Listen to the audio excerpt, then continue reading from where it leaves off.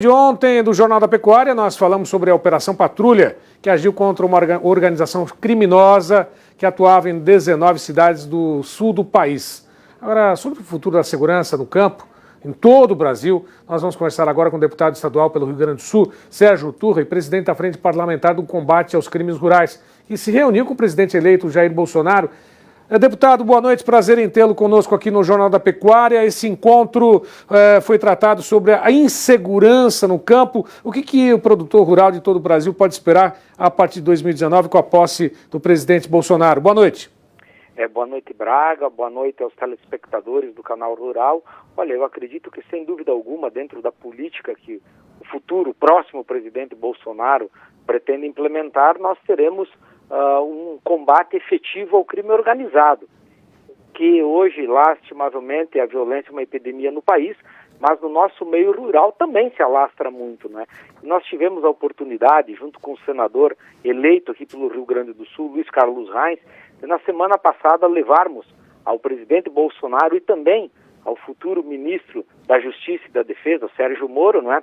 A ideia de uma política nacional de segurança rural, levando o modelo aqui do Rio Grande do Sul como exemplo, né? Aqui nós tivemos a felicidade de ouvir os produtores rurais e de sensibilizar o governo do estado para criar as primeiras delegacias especializadas na repressão aos crimes rurais e ao abigeato, que está tendo resultados magníficos, como, por exemplo, ontem vocês puderam mostrar para todo o país, não é? Uma quadrilha que atacava a região metropolitana aqui de Porto Alegre, não é? E que em 7 meses causou prejuízos aos produtores de mais de R$1 milhão, não é, Braga? Então eu creio que o caminho seja por aí.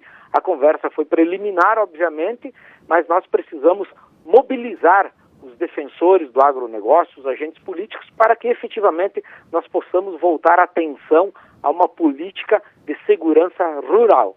Agora, a gente pode estimar, pelo menos, em quais regiões do país o crime chamado abigeato, o furto, né, de gado, de animais, e que logicamente não para por aí, também tem o furto de fertilizantes, adubos. A gente está acompanhando, inclusive em Sinop, está tendo uma força lá entre os produtores rurais, o sindicato rural também, no treinamento de policiais para tentar combater esse tipo de crime. Sinop, Mato Grosso.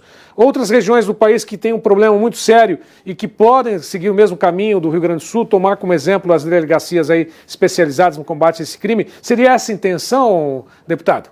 Olha, Braga, sem dúvida alguma, eu acredito que o nosso país, um país do agro como o Brasil, não é, precisa olhar, se voltar também para o seu interior, para o meio rural, para a classe produtiva, que é quem tem levado a economia do país nas costas, não é? Então, nas mais diferentes regiões do nosso Brasil, existem ocorrências, não é, de atuação de crime organizado. Então, obviamente que nós precisamos nos organizar para combater a altura, e eu creio que esteja alastrado em quase que a totalidade do território nacional. Por isso a importância de ter uma política também unificada, com apoio federal, até porque os estados, como é o caso do Rio Grande do Sul, estão com as finanças combalidas, não é, para que a gente possa enfrentar.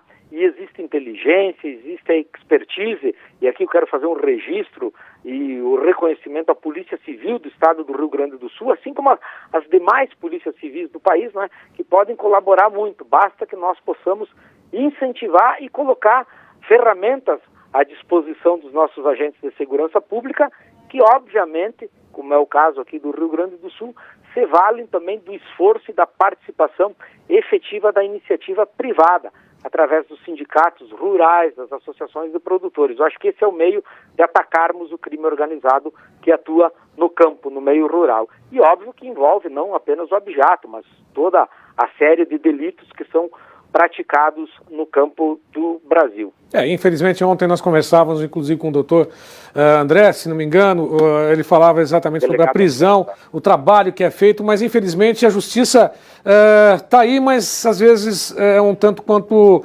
facilitadora, né?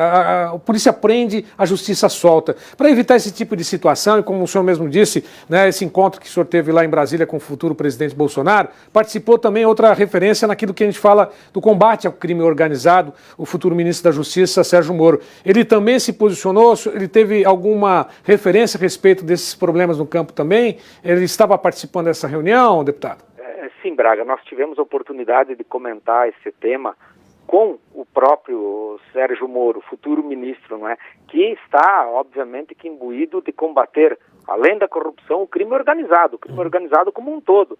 Então, nós chamamos a atenção do ministro para a questão do crime organizado que está atuando no meio rural, que precisa ter a devida atenção, não é?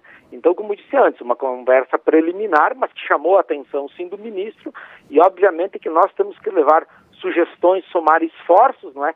Para que haja um movimento nacional, não é? De fortalecimento ou de criação, inclusive, especialmente de uma política voltada à segurança rural, como nós temos denominado aqui no estado do Rio Grande do Sul. Ok. Deputado, foi um prazer falar contigo mais uma vez e, sem dúvida nenhuma, que a gente torce para que, pelo menos, essa situação seja amenizada e a ordem seja restabelecida no campo, principalmente em todo o Brasil, não só no Rio Grande do Sul que está acontecendo, mas o Brasil todo. Um grande abraço, foi um prazer falar com o senhor. Um grande abraço, Braga, sem dúvida alguma, precisamos dar segurança também para quem produz e traz riquezas para o nosso país.